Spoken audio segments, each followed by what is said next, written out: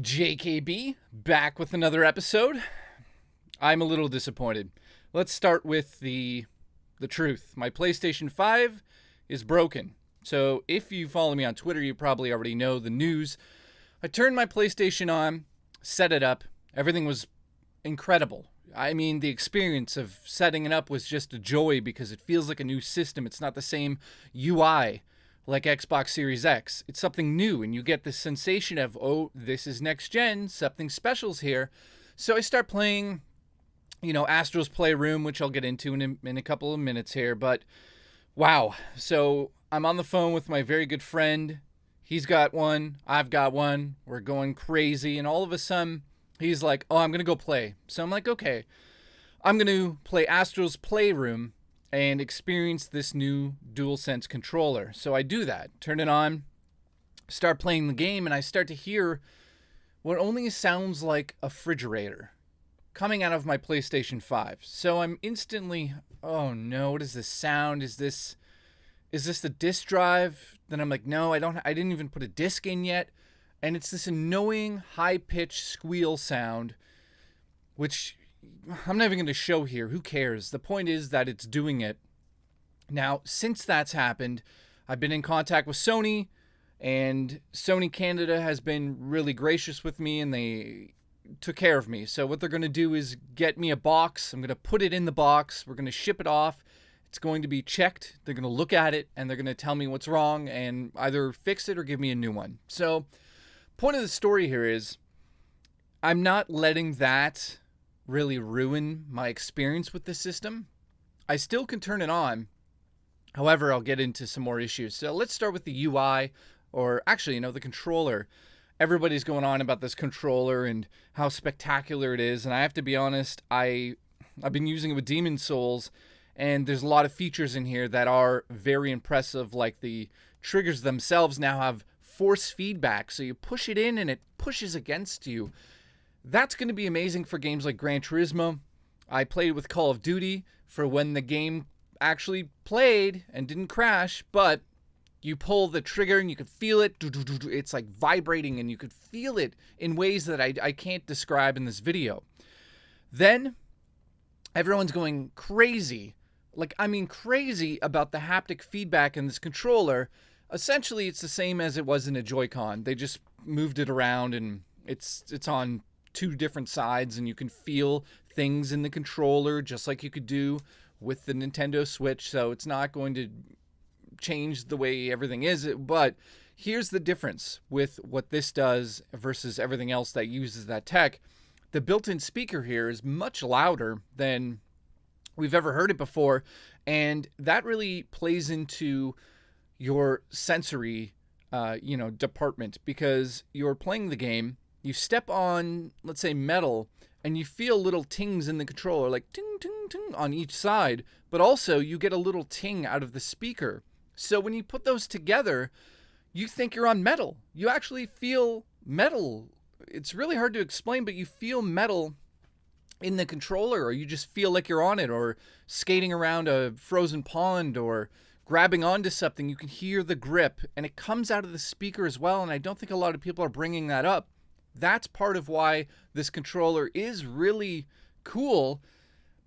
Is it as comfortable as holding an Xbox Series X controller, which is just an Xbox One controller?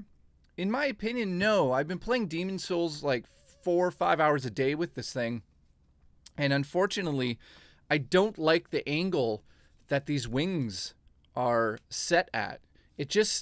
I have a hard time just hitting these moving up to this. I just have to hold it in a weird way. I really can't hit it unless it's on the edge. It's not the same as this. This one wraps around a bit more. That's just me. Maybe I'm crazy, but I'll get used to it. No big deal. Analog sticks, I should say I have covers on there to make them a bit wider. And also I've got one of my long, luscious hairs in the controller, which is great. So the D-pad, not so great. The D-pad on here is same as the Elite, so am I going to be playing a lot of platforming games with this D-pad on the PS5? Probably not, but the D-pad is okay. It's the same as it always was. I wish it was a little bit better. Whatever. So, moving into setting it up. Super simple. I turned it on. It asks the usual questions. One cool thing it does is says if you have a disk, insert it now. That will load while we do the setup. So once the setup is done, the game is done. Now, for the great part, the UI is amazing. I love how you can, like, I just put my finger in my mouth for no reason, but I love how you can navigate it just as easily as you could do on the last system. There's no difference really. It sort of looks the same, sort of a T-bar. Well, less T-bar this time around. It's more like icons going across. I'm not going to even show you any of it here. You've seen it all. I just wanted to tell you what I thought. I think it's great. It feels next gen when I'm playing it. It feels like I'm experiencing something new. So that's very important, right? I think that Xbox Series X doesn't really supply you with that emotion. So you're sort of like, oh, it's the same thing. And it's like kind of disappointing. But with this, the controller is like brand new. It's going to blow your mind. Let's be honest. A lot of people out there are going to be like, whoa, can't believe it. Now, games I've been playing. Call of Duty on the system is absolutely broken. Frame rate drops. I can't even play it to the point where I can't even sign up to Activision's accounts to get into the game because it crashes. It literally crashes, goes back to the home screen. So haven't even played that yet. I emailed them, told them my PlayStation's going in for repair. So a review for that will be coming. Bug Snacks is adorable. It's cute. It's witty. However, it looks like a PlayStation 3 game. And if you're looking for next-gen graphics, you're not going to get that there. But if you're a hardcore gamer that doesn't really care about that side of the system, it's a great game. I also have been playing tons of Demon's Souls. Oh my God. I mean, talk about a system seller. You know, I talked about Spider-Man already, I should say, being a system seller. Demon's Souls is one of the best experiences I've ever had in gaming. I mean, it's up there in 9.5, 10 territory. If you want to get technical, it might be a 9.5. Miles Morales, I gave a 10 out of 10 because that game is remarkable in terms of its design and making you feel like Spider-Man. I mean, it's literally perfect in that execution. The execution in this is literally designed to make you die constantly. So if you've never played Demon's Souls, highly suggest it. I think I actually might stream some of that just to show you it at some point because it's rewarding but frustrating. You'll spend hours and hours and hours just, you know, dying over and over and over. But it's one of those like games that feels like an NES game. You go back into it, you really enjoy it, but you die a lot. So you learn your lesson and hopefully you get better as you go. You get good. I should also say that Astro's Playroom that comes on the system is really cool.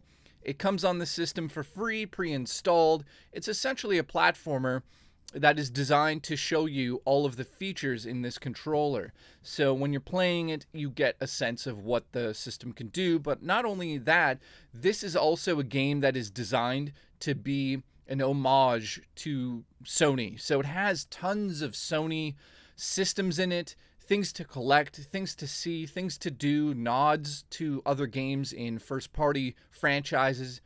It's really adorable. And dare I say, this game with this controller, if they release a full tilt one, I mean, this is just scratching the surface, really, I think, of what they could do with Astral and sort of a franchise. I know this sounds crazy to say with a tech demo, I guess, technically, of the system, but they've almost outdone Nintendo at doing Nintendo things. So that is amazing to see. I mean, it is a really good platformer.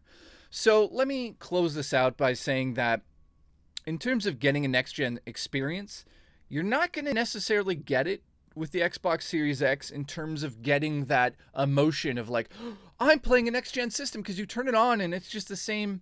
It's the same system. It's just an upgraded hardware. That's all it is. So yes, games are coming for it, but unless you haven't played those, you're going to be like, unless you have played all those games and they're just getting the enhancements, it's like, okay, I get it. I'll wait for Halo. I'll wait for these big games.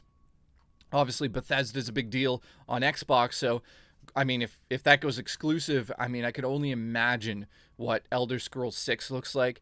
But this, with Demon's Souls, Spider-Man, and a couple of other games that don't work half the time, crash the system if you go into sleep mode. It's a bit of a disaster for me because I've experienced almost every issue, and my system is now getting sent in from day one for repair. The first day I turned it on, I have to send it in. So I haven't sent it back because I wanted to spend some time with it at least, right? So I have headphones on while I'm playing because it's unbearable. The sound coming out of the system is like the loudest. It's like a bunch of bees decided to ascend into my PlayStation 5 and live there as I'm playing games. And then when I start, say, like Godfall, which I got a review code for, and it's enjoyable. I'll review that eventually. When I start the game, it's like the bees get mad. Oh my God. And it's all in my ear, and it's so annoying. I'm so disappointed about that. Obviously, it's not acceptable, but I will say to Sony, thanks for fixing the issue. I appreciate the fact that that's going to get fixed, and I'll just be out in the cold, freezing in Canada here with no system for 3 weeks, which first world problems, of course, right?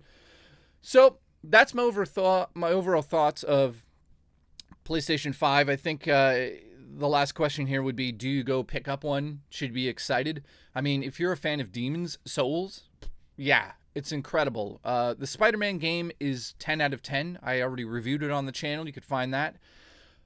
Do you wait to play it?